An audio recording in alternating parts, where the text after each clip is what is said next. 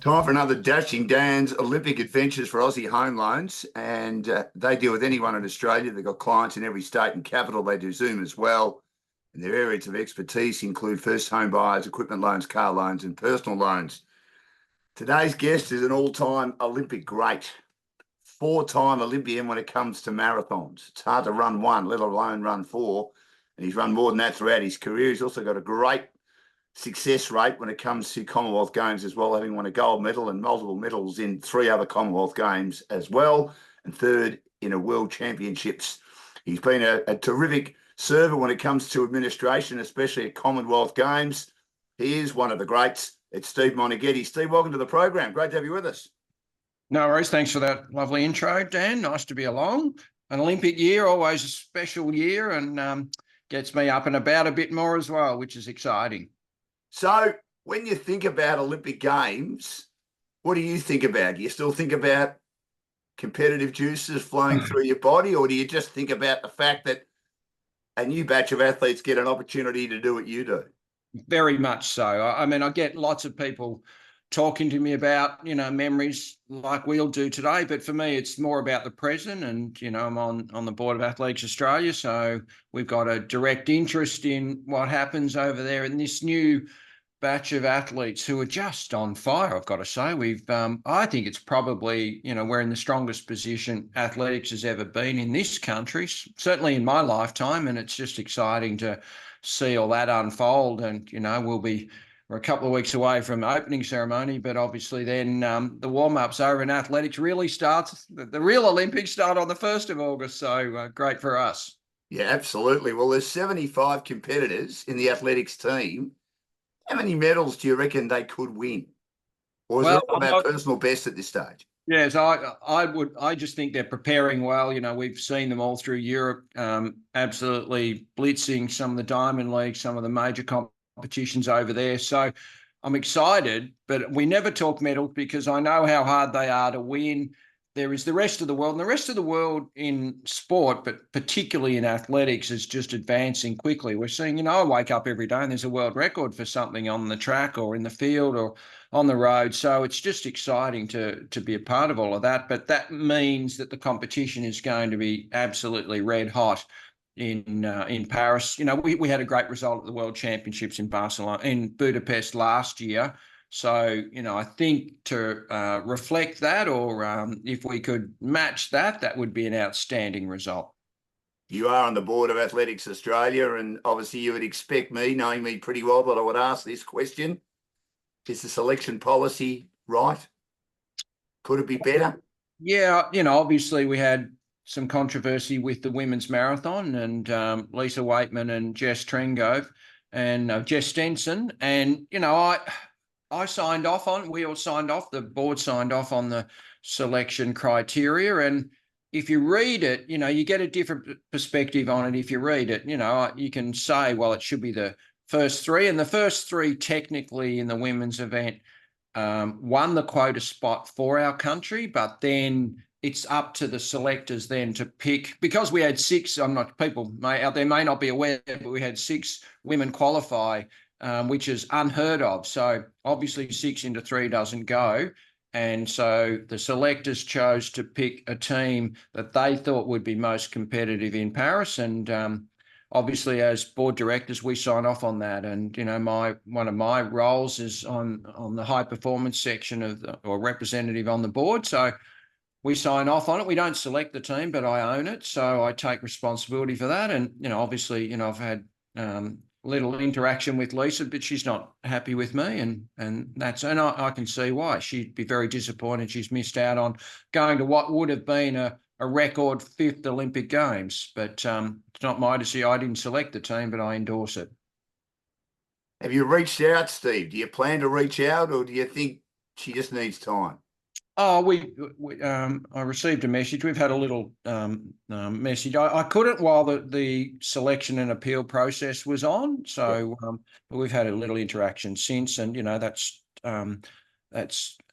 not for me to put out publicly. But that's been it's been a difficult process. Obviously, her and Lockie are friends of mine. And it's always difficult now. It's put a a wedge in the friendship. There's no doubt about that. But, I don't know, you take these roles on, and like when I was a chef de mission, it's not a popularity contest. You do what you think's right by the organisation, and that then is going to disappoint some people. And, we need to celebrate the people who are in the team. And whilst I can talk about Lisa and the disappointment for her not being selected, we can also celebrate those who are selected and get to go to Paris. That's what we're here for, to talk about the Olympic Games and the future of our sport, and it's in good hands.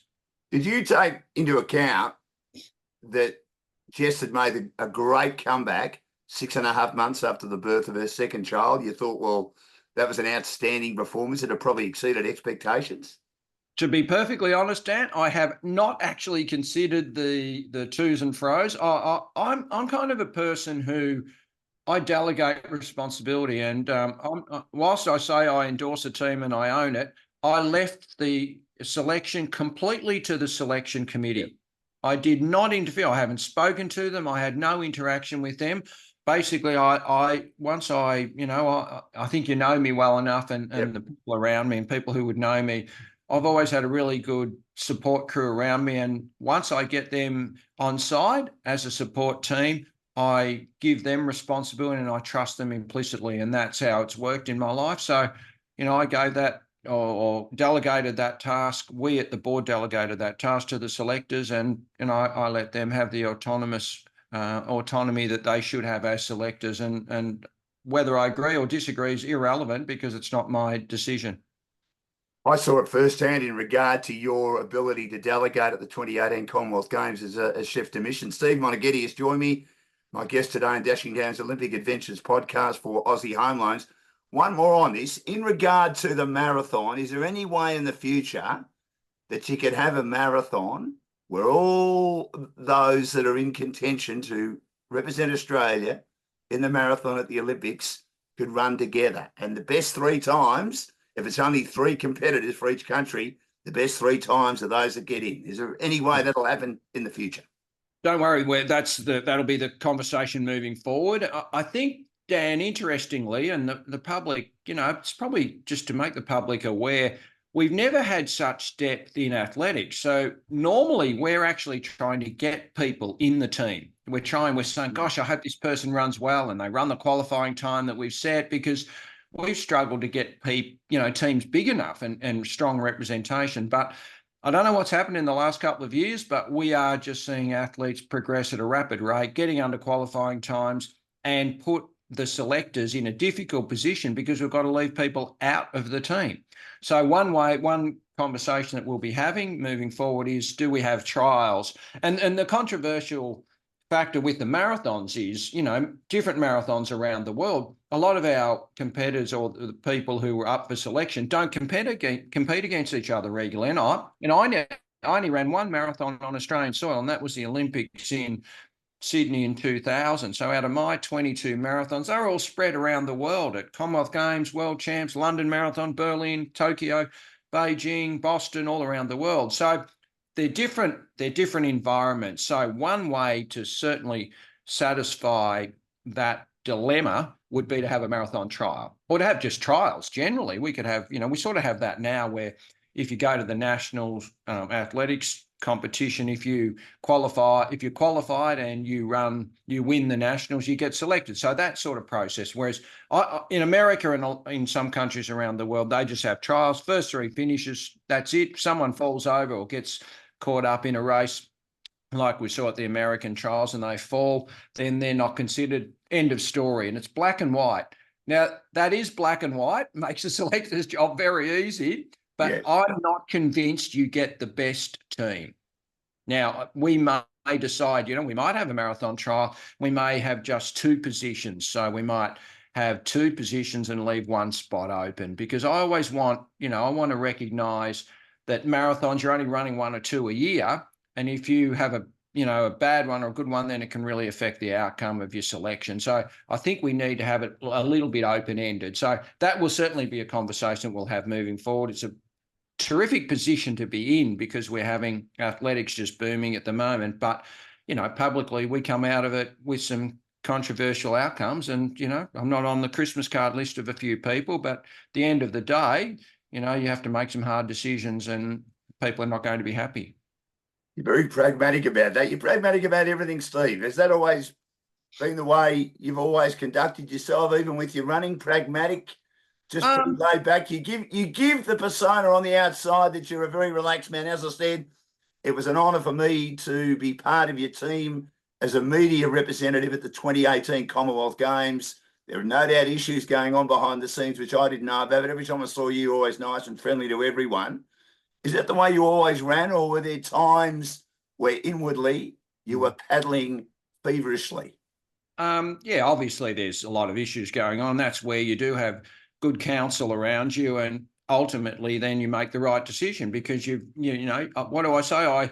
I really I search broadly to make sure I'm completely across the issues, and then I make a value judgment and I own that judgment. And it's difficult. I like being popular. And as a chef de mission, you're not always popular because you have to, that's why you're there. If the decisions come to the chef, then they're not easily solvable at a lower level. So you have to make what's going to be an unpopular decision. And, I'm not sleeping as well at night because of what's happened with the marathon selection dilemma. I can assure you of that. But what can you do? Someone had to make that decision, and I caught the brunt of that. I'm hoping that people know that I've been involved in athletics for a very long time, and I want to do the best thing by the athletics fraternity. I didn't choose to have the controversy as it was. I'd love to have, all 6 in the team, and they deserve to be going, but they can't. So people are going to be unhappy. And unfortunately, because I'm on the board, I get, some criticism for that. And that doesn't make me happy. But when you're in positions that you have to make decisions, then obviously sometimes you're not going to be popular. So you got to take it like that, Dan. The good with the bad. It's not always good upside, and you're trying to make a difference in life. I'm a person who tries to make the community a better place for me being in it. Sometimes that happens, sometimes it doesn't. Depends who you talk. Yeah, correct. The great Steve Moneghetti has joined me, 4-time Olympian. Dashing Down's Olympic Adventures is our podcast, and we're here for Aussie Home Loans to deal with anyone in Australia. They've got clients in every state and capital city, and they do Zoom as well, as Steve and I do, and as I do with most of my guests on this podcast. Now, you spoke before about depth. I've just had a chat with Ebony Lane, who'll be running the 4x100 metres relay, which is a fantastic achievement by her. Why is the depth so good, Steve? Gee, well, that is a great question. And, I think we've probably, I think we're just in a good era with technology, with social, coming off COVID. But I think even before COVID, there was just a movement, this mass participation, this socialising, and hopefully we've got a good structure in our sport, and that's being recognised by the participation rates, but also then really good coaching and just having systems around to encourage our athletes to be the best versions of themselves. So you've got to give credit to the organisation. I mean, I've only been on the board a couple of years. I can't take credit for what's happened because it's a number of things that have been put into place behind the scenes to hopefully make an environment where the athletes can thrive. And that's what we're seeing. I think there's more public, I don't know if it's respect or understanding of the work that athletes are putting in, and the support for that has become a bit more positive. So I reckon that's kept athletes in the sport more and for longer. They've got more social awareness through social media. So they've probably become a lot more supported. So there's a good environment for them to be the best versions of themselves. And we've seen that depth really improve across our sport especially and I'm not going to pick on one specific area, but females, our women are just absolutely dominating. Most of our success has come through our female athletes, which has just been outstanding. And, we're seeing a growth both at in recreational running, but just in the sport in general from females across the board, which has been just outstanding to see. Now, Sinead Driver's 47 years old and she's running an Olympic Games marathon. Why do you think I mean, you retired at 38 from running Olympic Games. I reckon you could have kept going. Looking at you now, I reckon you can still keep going, Steve. I tried to run with you at the 2018 Commonwealth Games just for a general run. And sorry, Dan, you're too slow. And within 5 metres, I've lost you, didn't know where you were. So you could keep going. She 47. It's an unbelievable performance, isn't it? And that's again where I think we've extended people's careers. And, Sinead didn't start competitive running till she was 33. So she's sort of had that 15 year window of opportunity, and she'll hopefully for another few years yet. So I think we're seeing people stay in the sport longer because of the support.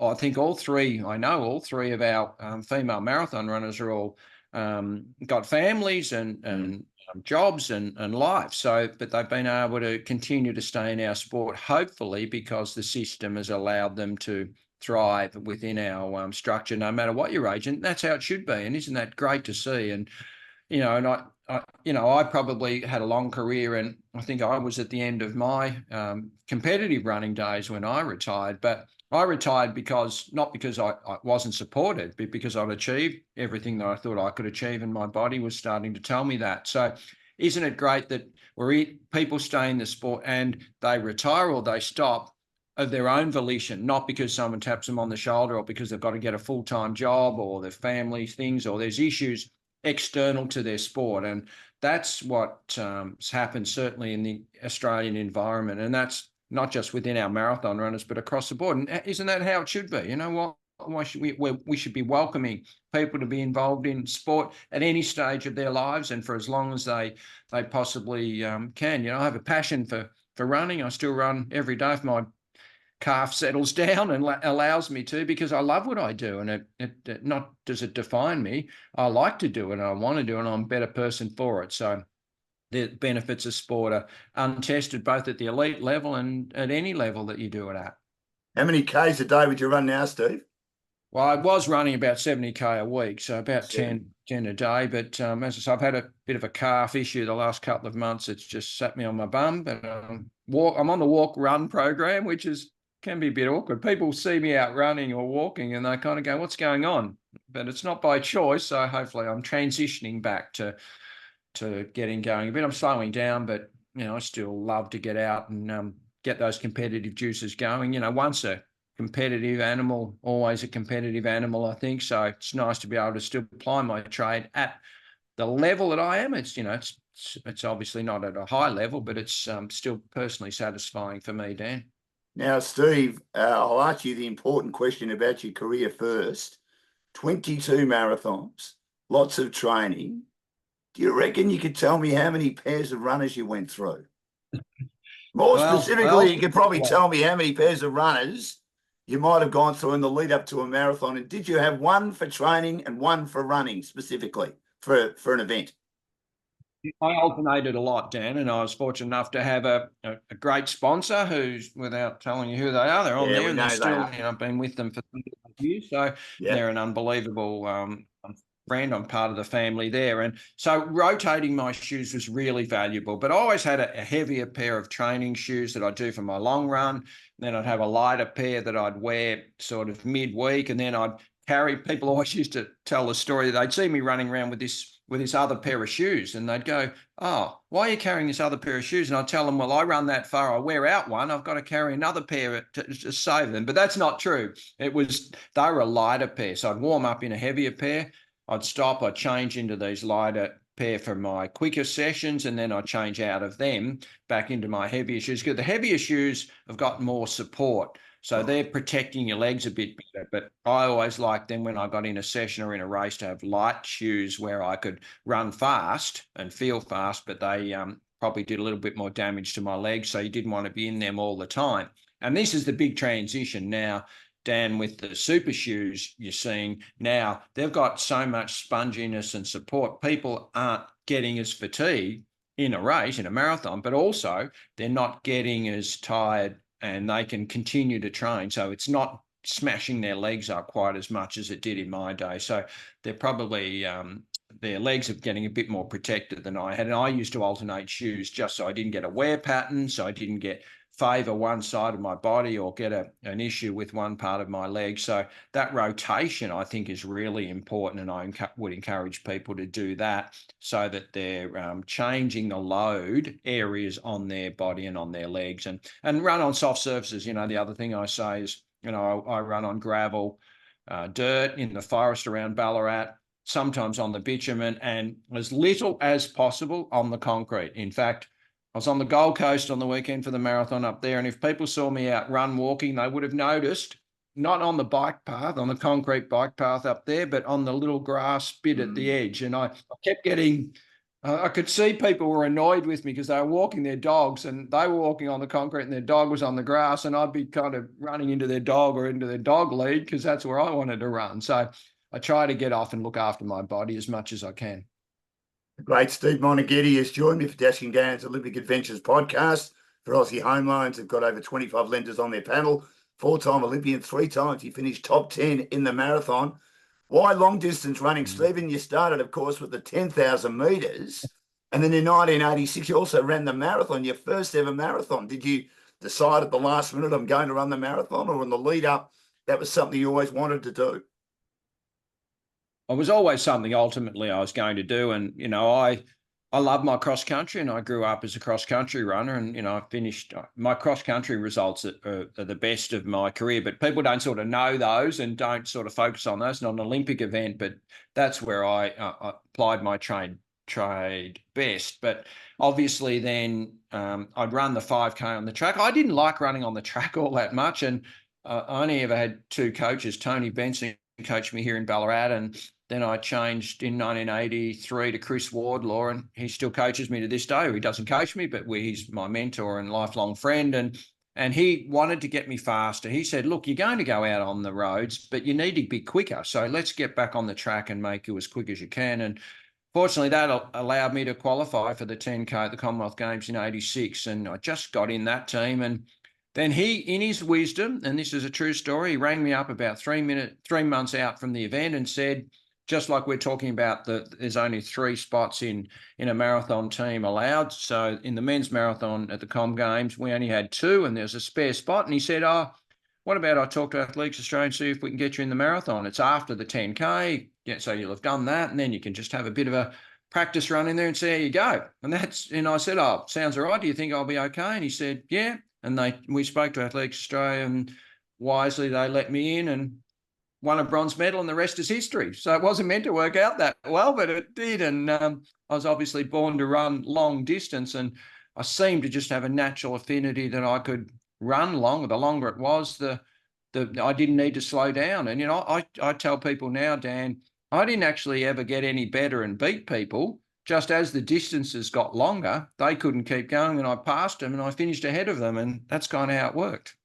Do you think it worked out well in that first race in Edinburgh in 86 because you didn't have enough time to think about it? You just went out there and ran?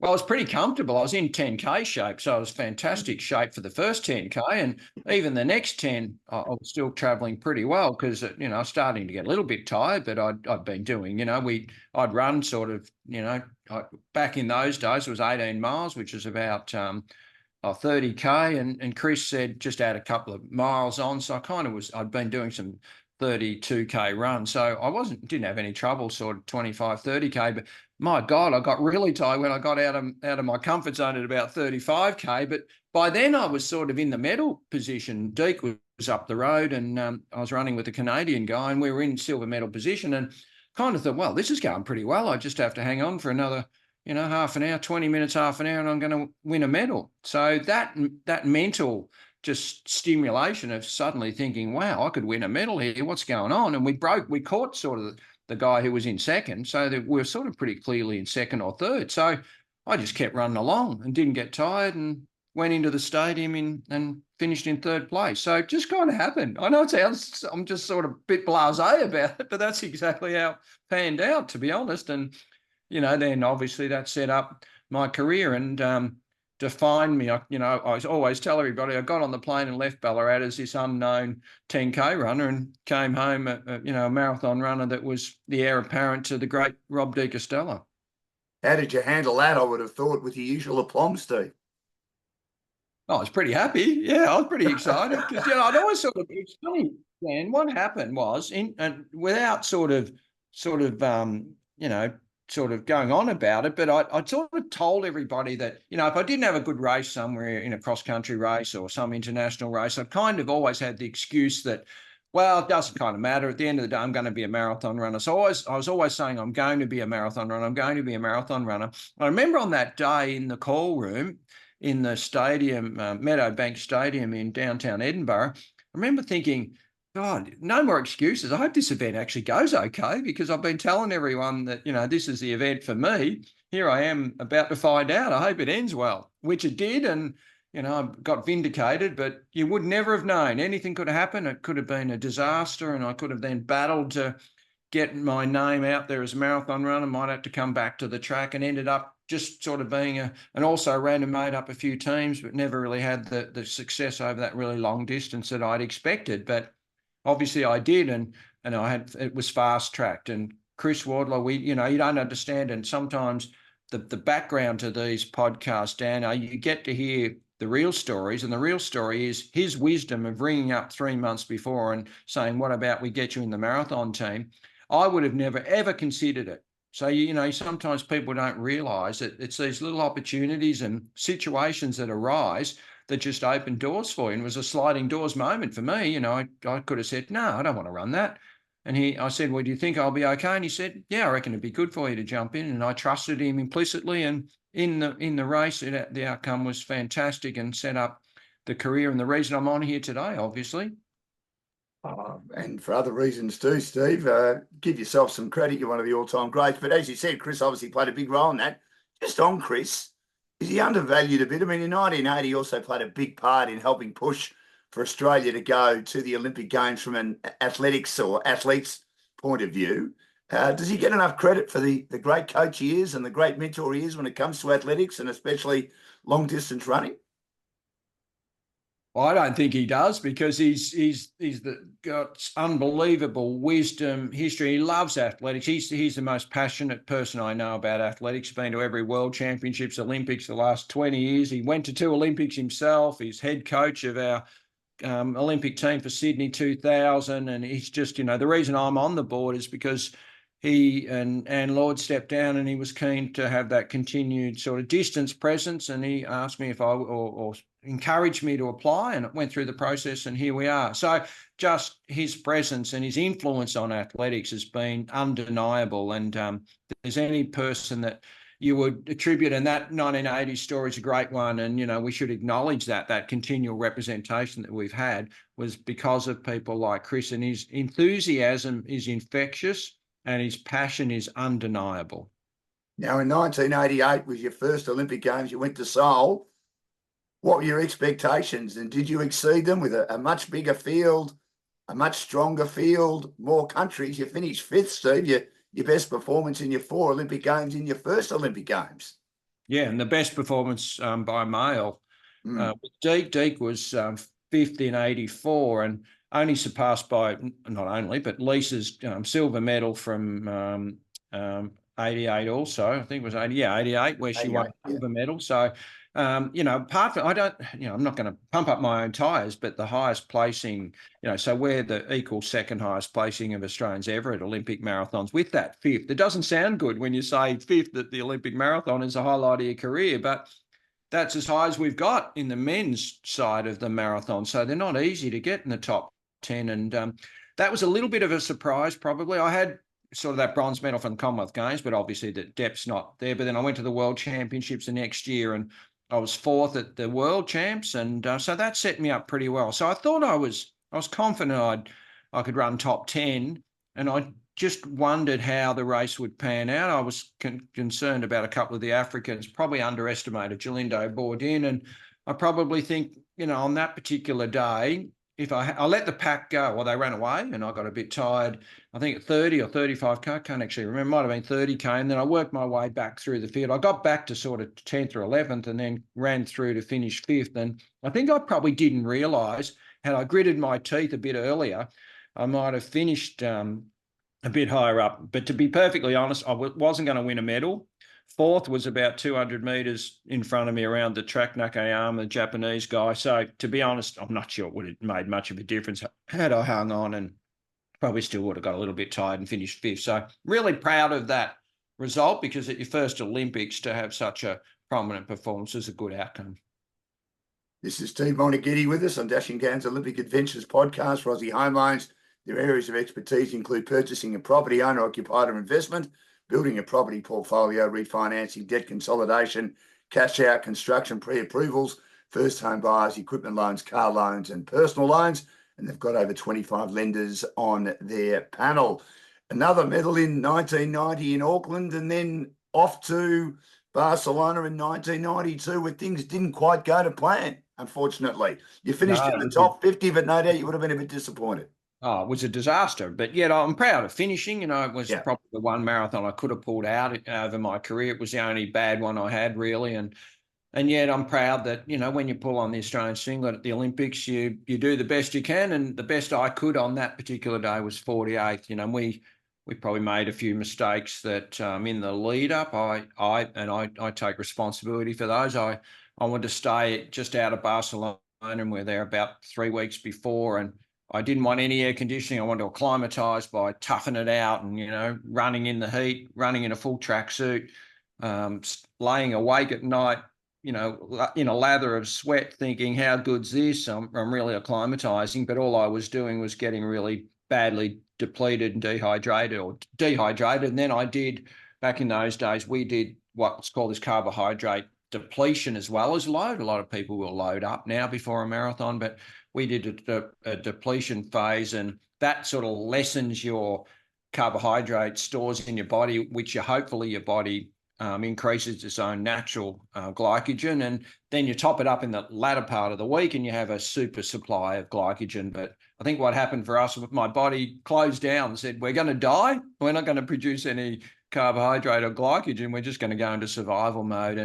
And I started that race quite thin and very depleted, got halfway through, hit the wall and battled on up Montjuic to the top of the hill and the stadium. And as you say, finished in 48th place, which was, I still ran 2:23. I mean, it's not too bad. When you look at that and think it's the slowest run of my career, and you tell someone now I ran 2:23 and it was an absolute disaster, and yet, you know, you look at 2:23, it's pretty respectable across the world marathon world for an also ran. But for me, it was a disappointing result. And to be honest, Dan, I kind of thought, I was a bit at the crossroads, thought that's probably the medal I should have won. I didn't. Do I retire? Do I chuck it in? Do I now have to get a real job? Are all my sponsors going to sort of not have faith in me? Are the public going to ditch me? Am I done? So I kind of came home in a bit of a reflective mood, and that's kind of what happens when you have a disappointing Olympics. And, you know, there's a lot of success and a lot of people who are getting accolades. I wasn't one of them, and I had to sort of come home with my tail between my legs and just reassess where I was and whether I was going to continue devoting my life to this dream of winning an Olympic medal. Did you know in the lead up to the marathon, a day or two out, that you were in trouble, or was it only when you were running that you just didn't have any energy to really make an assault in the second half of the race? No, I thought I was in great shape. You know, I was light. I was ready to go. I was in the best shape of my life. And I tell people, and if you look at my results, 1992 was the best year of my running life, but just not, I didn't run well at the Olympics, but that's for people, you know, you're defined by that. So I was in great shape. I'd broken the world record for the half, ran a 10K personal best not long before, broken the Lapa Lake record that still stands. And I was just in great shape. But, and I was on the start line thinking, yeah, this is my medal waiting. And then I was kind of started and I just didn't feel great, which often happens early on. And I'm waiting to sort of get going and for my energy levels to kick in. And I got to halfway and I felt really flat. And there was about 40 of us in the lead pack. We're just jogging and they surged a bit at the front and I just could not respond to that surge. And I suddenly thought, oh, gee, what's going on here? I'm not sure I am going to run out of this. And I just went into survival mode then and realized I'd hit the wall, and I could just needed to get all my personal, forget about medals, forget about the lead pack, and just start thinking about getting this little body across the next 20K at, just over 3-minute Ks in, or as quick as I could, to get it done and dusted without doing too much damage. Were you proud of yourself that you finished the race knowing that your body had gone into free fall? Absolutely. And I was really frustrated in the race and disappointed. And, you probably, people won't know, but Tanya, my wife, and Chris Wardler are on the course, and they suggested I should stop and pull out. And I wasn't going to be doing that. So, I'm proud. And it was a hilly finish. We kind of went up Montjuic and finished up a high area. So it was a pretty tough last 7K. But I'm really proud that I would be struggling to come on and do this podcast with you, mate, if I hadn't finished, because I'd know we'd be talking about it, and I'd be embarrassed that at the Olympic Games I didn't finish the event that I was selected for. And yet I've done that. And whilst it was 48th place, I know that on that day, that was the best I possibly could do. And I think what it did do, when obviously we'll talk about another couple of Olympics and the rest of my career, when you mentioned the gold medal at Com Games and bronze medal at the World Championships in 97, I learned a lot, and I enjoyed those victories or those successes so much more because of the disappointment of Barcelona. That's a fact. And that's a personal thing for me that I have to deal with and have to deal with. And I'm really proud that I ran a very disappointing race. It was the best I could do, but publicly it was seen to be a disappointment. And for me to be able to turn that around and then go to international competitions and have the success that I did is a testament to my character and my resilience. And I'll tell you that on here proudly, that is, it tested my character, and I didn't show weakness. I decided to, learn from it, get back out there, work hard, and the results were as a result of learning that lesson and the work ethic that I had following that disappointment. So it made you a better person and a better runner, you reckon? Absolutely. And I'd never had a bad marathon. So when I'm coaching, when I am talking, when I am in situations where I'm talking to marathon runners or I'm talking to athletes in the village, I'm coming from a far better position of strength, having been through adversity myself. If it was all just, all happy days and great races and I just won medals, hit left, right, and center and had great success, then someone comes to me and goes, I had a really disappointing result. Can I talk to you about it? And I go, well, I'm probably not the person to talk to because I never had a bad result. Everything was happy days and I don't really know what you're going through. So go and see somebody else. But having been through it myself and come out the other side, I think a better person. I'm absolutely more educated to be able to deal with that and to pass on some advice to other people. How long after Barcelona did you decide you wanted to keep going? And did you have a break after it? Yeah, we came home. We had a holiday on the Greek islands on the way home and had a couple of weeks off and didn't do a lot of running. But once I got back to Ballarat, interestingly, I was surprised. I probably felt like I'd let the country down. And I'm thinking, wow, everywhere I go for the next, 12 months, people are going to be not able to talk to me or ripping into me and saying, you disappointed me, you let the country down, blah, blah, blah. People were really good, Dan. They just said, it happens. We know you haven't let us down. We felt for you because we knew all the work you'd done. We knew what shape you're in. So don't feel like you've let us down. We're feeling bad for you. So I think that support that I got in just being honest, and everyone knows me as a person who I wouldn't do anything to disappoint my country. So I think that having that reinforced got me back on the horse pretty quickly. And I think Chris Wardler and I spoke about maybe getting my confidence back by doing some other events. So just put the marathons on the back burner a little bit and try and get into some cross-country races and maybe some road races, half marathons, and shorter stuff on the road, just to change it up a little bit, because I'd become so defined by the marathon that it kind of overcame me a bit, and I forgot about all these other distance races and distance events that I could enjoy along the way. And one thing, Dan, I reckon if, you could probably mount an argument for Deep being the better marathon runner, greatest marathon runner Australia's ever had, and with Lisa Ondieki, And then you can probably say Craig Mottram's the best sort of 5K runner we've ever had. But I reckon if you, and here I am pumping up my own tyres again, if you said, who's the best distance runner we've ever had, I reckon across the board, you know, I broke world records for the half marathon. I'm the highest placed male at the World Cross Country, fourth, you know, and then I had success on the road and on the track at Commonwealth Games, bronze medal. So across the board, I'm probably a really strong distance runner. And I reckon that having the disappointment in Barcelona allowed me to get back and run in some of those other events that I was absolutely very good at. And it just reinforced that, you know, whilst I had one disappointing result, it wasn't going to define me because I had all these other performances where people saying, actually, you had a bad run at Barcelona, but gee, you ran really well in this race last week. Or so, you know, I think that was really helpful to have a bit of a slight pivot and to just focus on some other events where I had great success. And that just then built my confidence up leading into Com Games in 94 and then off the Olympics again 4 years later. As you said, you won a gold medal, and Steve Moneghetti's with me for Dashing Down's Olympic Adventures podcast for Aussie Home Loans, four-time Olympian, and he also was a multiple medalist in 4 Commonwealth Games, including gold medal at Victoria in 1994. Great experience for you, Steve. You must have loved that. Oh, yeah. And that was, you know, just obviously I'd won Berlin Marathon and Tokyo, but I'd never really won a championship. And I reckon I was the best runner in that race. It's always nice when it pans out, you know, you think you're the best runner in the race and you end up, you know, getting the gold medal. And I'm really proud of that run. And I ran, you know, I ran 64 minutes for the back half of that race. So I absolutely blew the field apart and came home really strongly.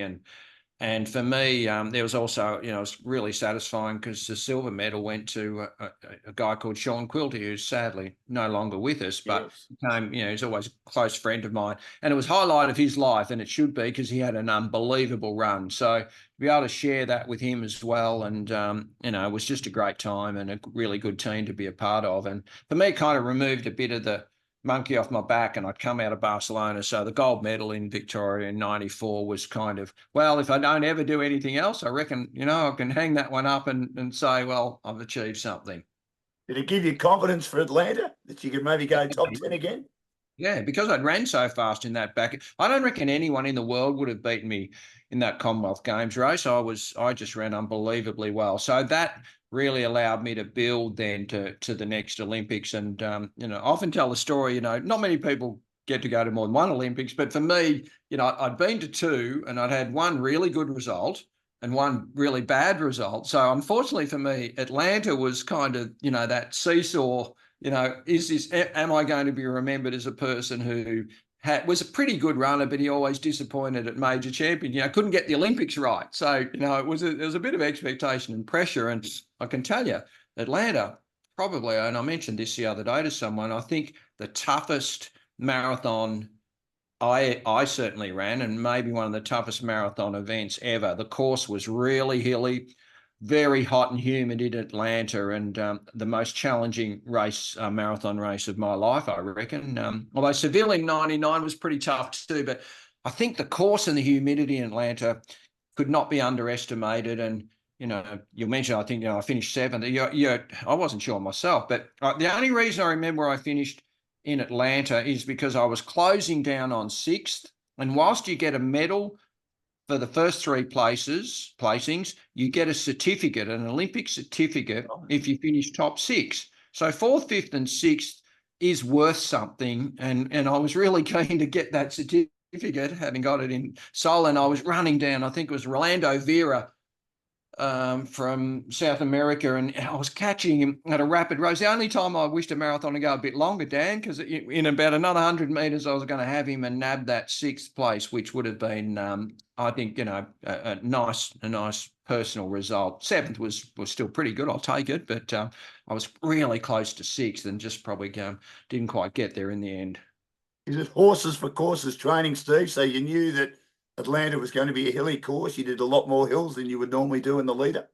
Yeah, and a lot more heat acclimatizing. I'm not sure how long we've got, but rather than go to Sant Cugat just out of Barcelona and be sweating up overnight, I learned a lot about heat training, and I think I actually worked out the formula for me. I've told people, I'm not sure if people listen or don't listen, whether they do it now, but I actually used the heat chamber at Ballarat University.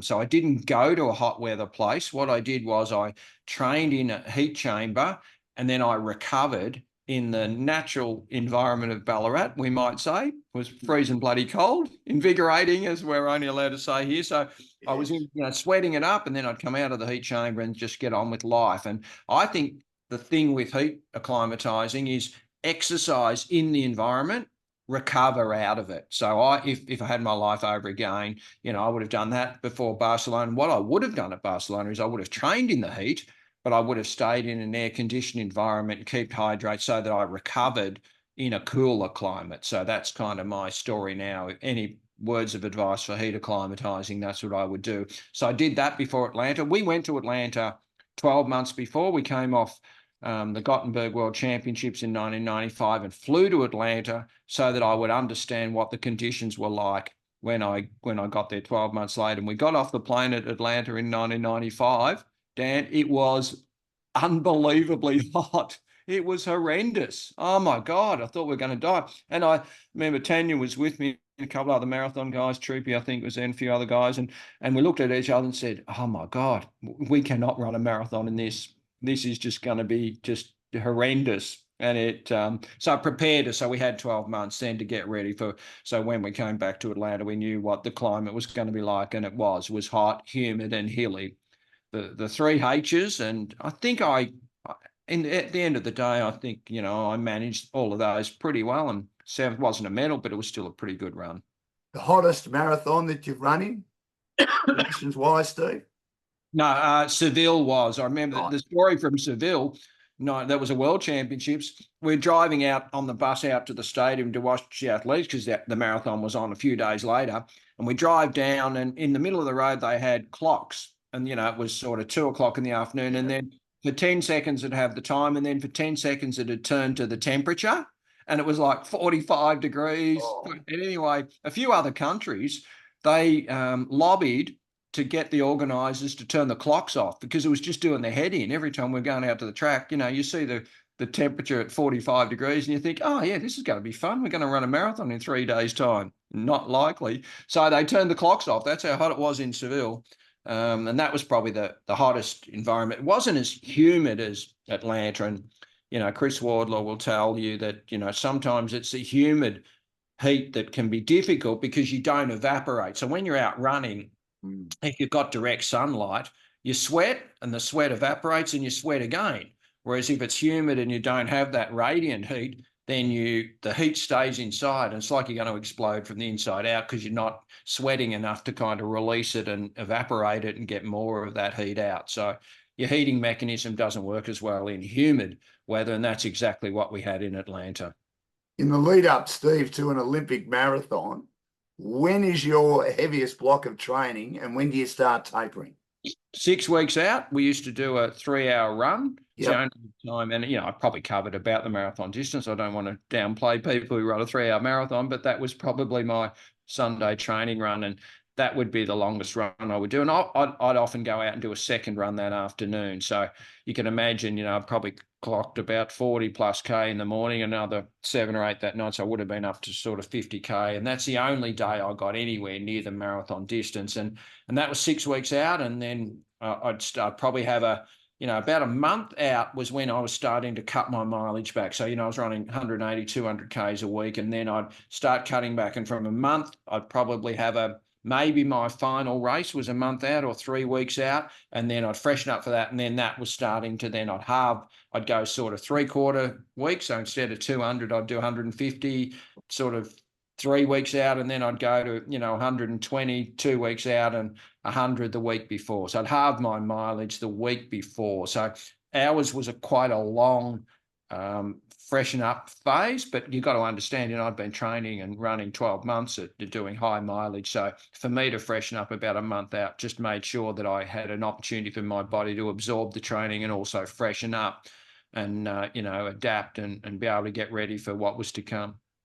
How often did you worry about your body breaking down, or you knew your body back to front and you Never. knew what you were doing? Absolutely never. And every day Never. I finish a run, and I haven't got a niggle, it's a happy day. But back then, I never, I had Pete Howley, my physio, who travelled with me and treated me, and I saw him a couple of times a week, and he was fantastic. And he orchestrated getting me to go and see him because my body was showing signs early on of having a few niggles. But once I started seeing him, his preventative treatment was just outstanding, and I never considered an injury. I mean, I had some injuries, but they were just a bit of an anomaly, and I'd go and see Pete and have a couple of days off or a couple of days treatment, and before you knew it, I was back out running again. And I just sort of modified my training rather than had to stop. And they were little blips on the horizon, and the rest of the time it was uninterrupted training. And there is no doubt that is part of the success that I had, being able to be biomechanically pretty sound and uninjured, so I could just keep building this platform of training over days, weeks, months, years, that built this super strength that meant I could get through a marathon at the pace and at the level that I was running them at. Australian marathon superstar Steve Moneghetti has joined me, dashing Dan's Olympic adventures for Aussie Home Loans, and they deal with anyone in Australia. They've got clients in every state and capital. They do Zoom as well, which Steve and I are doing. So you go to Kuala Lumpur in 1998, you get another medal in the Commonwealth Games there. Did you think that would be your last Commonwealth Games? And then obviously you were keen to get to Sydney for home Olympics, weren't you?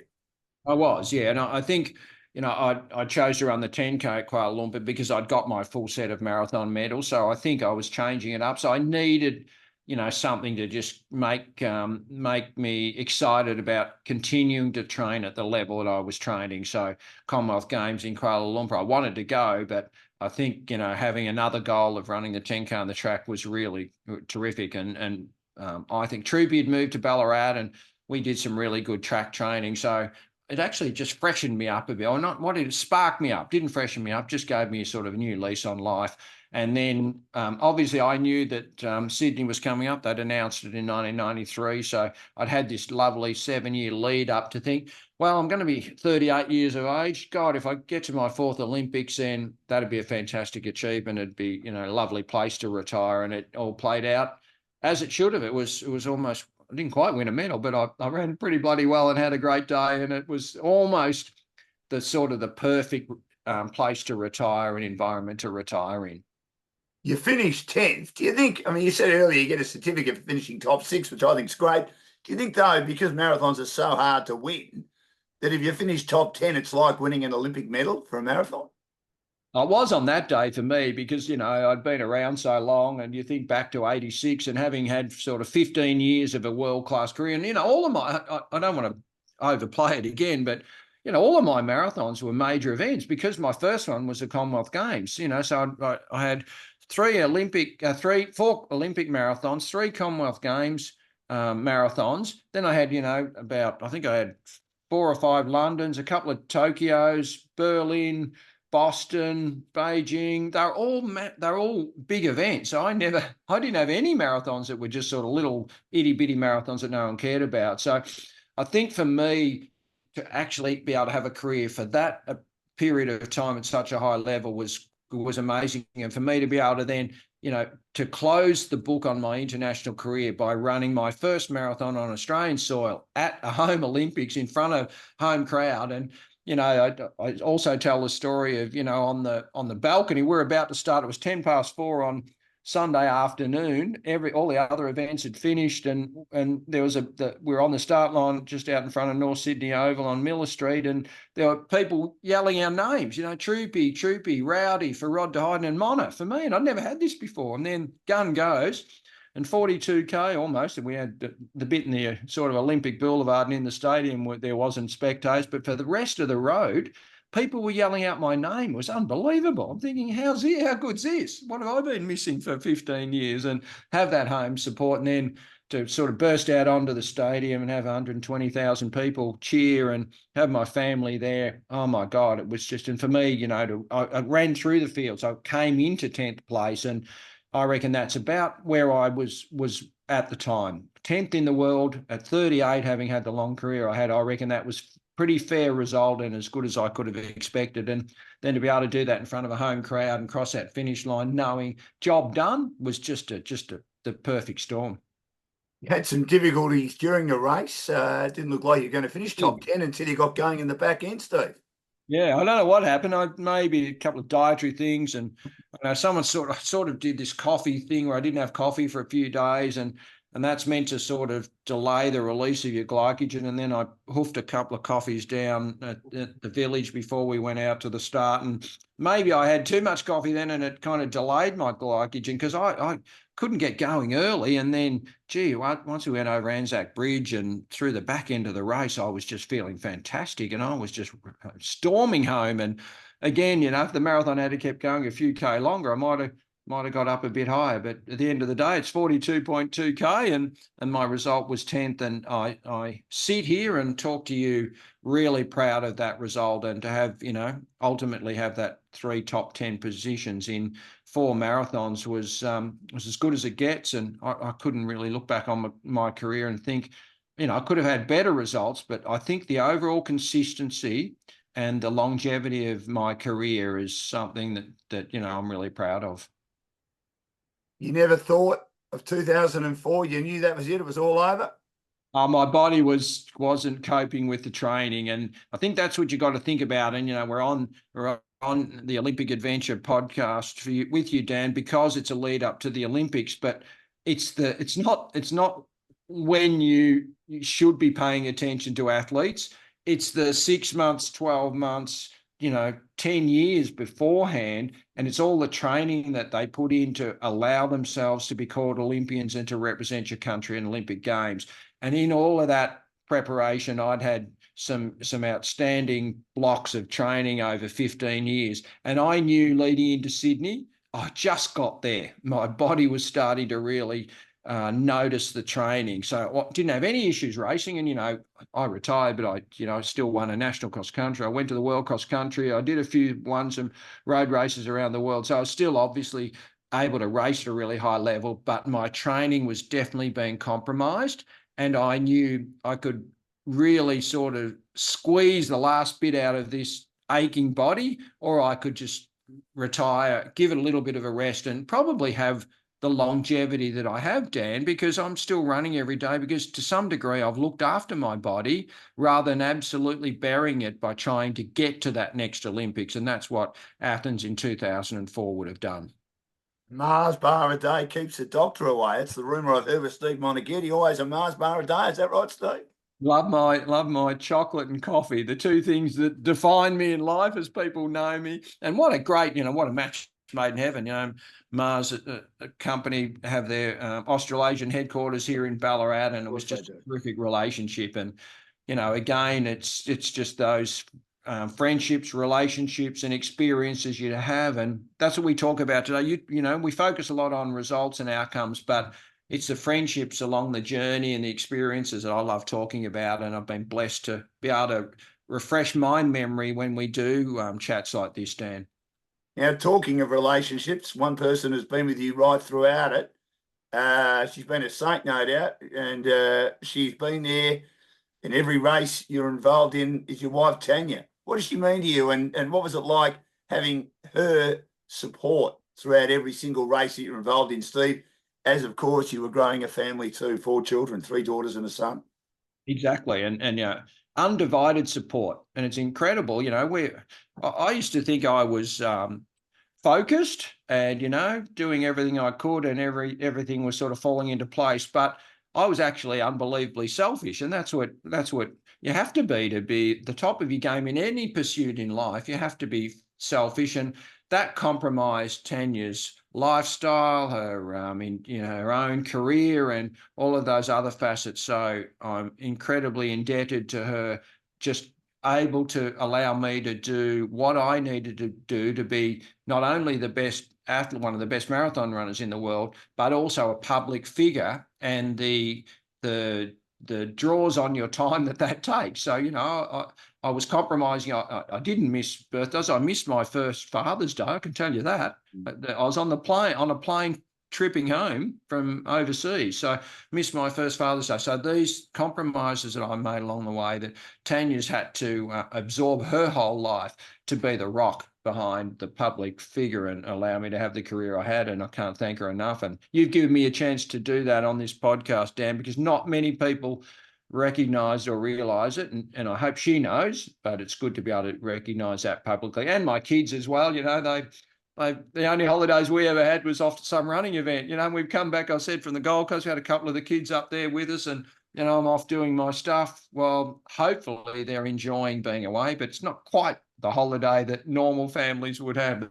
That's for sure. Yeah, Mona, make sure you tell people I'm a good bloke, that I'm giving you an opportunity to praise people in your inner sanctum. 2017, you ran the Berlin Marathon at the age of 55. Can I ask why? Because Tanya, I won't tell you how old Tanya was, but she may have had a milestone birthday. So that's what happened, and we decided to go over. And Tanya's not, she won't mind me saying, she's not really from a running background. She worked at Sovereign Hill here in Ballarat and hadn't done a lot of running till we met. And she started doing some training with a group of friends, a group of girlfriends, and I think she's done two. I don't want to get this wrong. You would think I would know, but I think she's done 2 marathons in her life, and I think one of them may have been Paris, when she might have had a milestone birthday, and the other one might have been Berlin, when she had another milestone birthday. So she's done 2 pretty good ones. She's like me. She's only had an international marathon career. She's doing it the right way as well. So that's why we were there and went back to Berlin in 2017 with Tanya and a couple of friends and her girlfriends, and had a great experience. And, I didn't know this sort of happening. I organised to go over with a running group, Dave and Fran at Run Fun Travel. And we went over, and then Berlin, realising we were coming, and Dave knows the organisers. And as it turns out, they started this Hall of Fame, the Berlin Marathon Hall of Fame, inducted 2 members. The first one was Uta Pipik, who won that race when I won in 1990. She won the female section, the women's division, and the other inductee was myself. So how honourable was that? And so if you go to Berlin and go and have a look at the Hall of Fame, you'll see Uta and myself there. And I think there's a couple of other people who've been inducted. I'm not sure if you know them, like Kipchoge and a couple of other people. Oh, I know him a little bit, yeah. I don't know why they bother putting them in, but apparently they've done some marathon stuff since me that might be worth being in the Hall of Fame. So things like that, Dan, come along in your life, and you could never imagine would have happened. But it was great to go back and reminisce a little bit about what happened in 1990, back in those days when I could run. Do you train, Tanya, or you don't have to? I did, and she got injured, and so she sacked me as the coach, and she's sort of done her own thing. And she doesn't. I try to do a little bit of speed work, but she loves running with her girlfriend, and they chat and socialise. And the rec running's booming, and she's really loving that involvement. She's had a few knee issues, but she's hoping she still runs a couple of 2 or 3 times a week and enjoys being active, and has had her own personal successes in finishing those couple of marathons, which has been great. And Steve, before I let you go, and Steve Moneghetti's joined me for Dashing Down's Olympic Adventures podcast for Aussie Home Loans. Heavily involved in the Commonwealth Games. You were the mayor of the village for 2006 in Melbourne. That must have been a great highlight. Chef de Mission 2010. As I said, I was very lucky to be part of the media team for the 2018 Games, of which you were our wonderful chef de mission on the Gold Coast in 2018. Are you worried about the future of the Commonwealth Games, considering the 2026 Games set down for regional Victoria have been cancelled? Yeah, and obviously I was absolutely devastated when the Games were cancelled from here. We're going to have some events here in Ballarat, which was just a real terrific time was going to be a terrific time for regional Victoria. And I'm on the board of Commonwealth Games Australia too, so we're certainly hoping that we find a host in 2026, and we're still fingers crossed that will happen, Dan, because we don't want to miss one. And what that might mean for the future of Commonwealth Games. But, they are so important. It's where I got my start. I snuck into that team in 86, and it set me up to have that career that I mentioned, 15 years of continual representation for Australia. So that would not have happened had it not been for Commonwealth Games. There are so many stories like that we need the Commonwealth Games to continue. And you think about multi-sport event, Brisbane 2032 Olympics will be fantastic. Well, one of the main lead-in events for that, the only other multi-sport event at this point in time, would be a Commonwealth Games in 2026 and 2030. So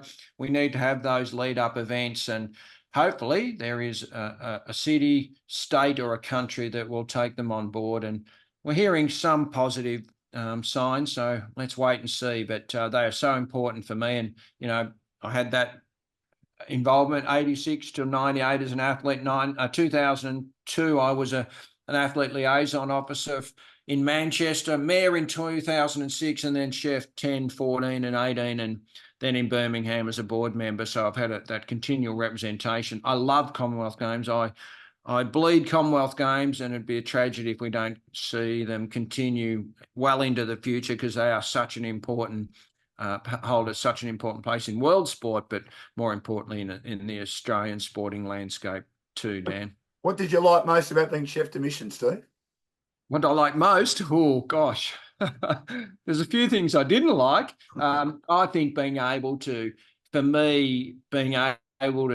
have access to all the varied teams, so not just the athletics team, but the whole team, and being invited to watch people train and to just be feeling so welcome, and then to lead a team that you're really proud of. And, we talk about Commonwealth Games, but really, Dan, and you've been there, you understand, the team is people. So we assembled 700 or whatever the whole team was. We got those 700 people to all get together, be on the same team and contribute to make it the most successful team result ever. And it probably was in 2018. So for me to be able to be a part of that and to lead that group of people who could come together and be united to represent their country and do the best they possibly could for this thing that was Commonwealth Games, but most importantly was you representing your country, that is an outstanding thing. And if you think about the world, most of the stuff, what's on the news feeds right now, Dan, if you get off and have a look at the news feeds, it's doom and gloom across the world. And yet at that time, the Commonwealth Games, we had 10 to 12 days where we as a country were united under the Australian flag as the Australian Commonwealth Games team. And gee, it's hard to feel more pride than when you think of it in those terms. And I need to say, before I let you go, I was talking to Jonathan Manasso on the day, and he, of course, was the head of the media team, and you and him were going out to welcome a few of the first teams coming in, I think the boxing team, the weightlifting team. And I said, be aware of the journos asking questions about Sandpaper Gate. Remember? That had just broken in South Africa. The Australian cricket team in all sorts of trouble. Jonathan said, they won't ask about that. I said, be aware of it. And anyway, you did I didn't go out, but I watched you, and you did a great job, because you had to flat bat for 5 minutes, those questions. But that's what it's all about, and then turn it into something positive, which you did. Yeah, and that's where, again, you being part of the team, and that's where you take the resources around you, the intel from the people around you. I couldn't be across, and I never would be. And my ability to hopefully have people like you feel an integral part of the team, that you contribute and you make me look good, but you also save me bacon in a situation like that. Are you going to Paris, or are you going to be watching it from home? I'll be watching from here. I'm really hands-on. If I had a role and AFC wanted me to do so, or saw value in me doing something, or the athletics team did, I would, but I'm not a great spectator. So, we send the team away with best wishes, and, I know they'll do the best thing for the country, Dan, but most importantly, they'll have a life-changing experience, and they'll come home having been to 4. You're a different person for when you go to the Olympic Games and when you come home, and that's in a positive way. So I'll be just looking forward to seeing the smiles on their faces, the determination, and the way with which they carry themselves when they're representing their country, and watch it with interest back here. Liam Adams' 3rd Olympic Games in the men's marathon. Patrick Tiernan's only young for, I would have thought, marathon running. Well, he's not yet 30.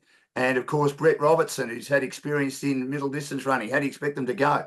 Yeah, no, obviously it's a tough event, the men's marathon and women's marathon, as we've mentioned, but we've got the strongest teams we've ever sent, so that augurs well. And not only at the marathon, but I'm really excited. Jess Hull, unbelievable, last was fifth fastest in history, and just second outside the world. Anyway, there's so much happening in athletics, and then you look at I love enjoying the sports that I don't really tune into or keep abreast of for a lot of other times. So we'll see those, Jess Fox and her sister, things like that are just great human stories that we'll see unfold.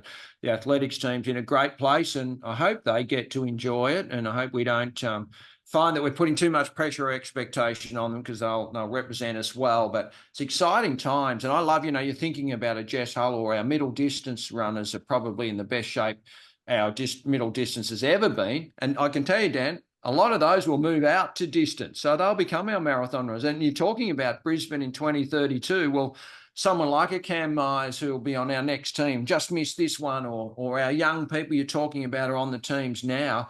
They are the future of distance running as well, because they'll eventually go out in distance, and they'll be the ones who may be representing us in Brisbane in 2032. So get on them now while they're progressing and developing. Enjoy their successes and follow their progress as they represent our country, not only in Paris, but in future teams. Steve, it's been a great pleasure. You are one of the all-time greats. I've got to know you a lot over the years. You've always been very, very good to me. Thank you for your time today. Steve Moneghetti, 4-time Olympian, 3 times top 10 in the marathon. He won 3 Commonwealth Games medals, a gold, a silver and a bronze in the marathon at the Commonwealth Games, and also won a bronze in the 10,000 metres at a Commonwealth Games as well. He's achieved everything, 3rd in a World Championship too. What a performance that was. And he's been with us today for Dashing Dan's Olympic Adventures. For Aussie Home Loans, our areas of expertise include pre-approvals, first home buyers, equipment loans, car loans, and personal loans. And they've got over 25 lenders on their panel. Thanks so much, Steve, for being so candid, and enjoy the games. Been a pleasure, Dan. Always love our chats, mate. So good to catch up. Look forward to catching up in person soon, and hope the listeners out there have got some enjoyment out of that, and keep up the good work. Enjoy the games, as we all will. Cheers, mate.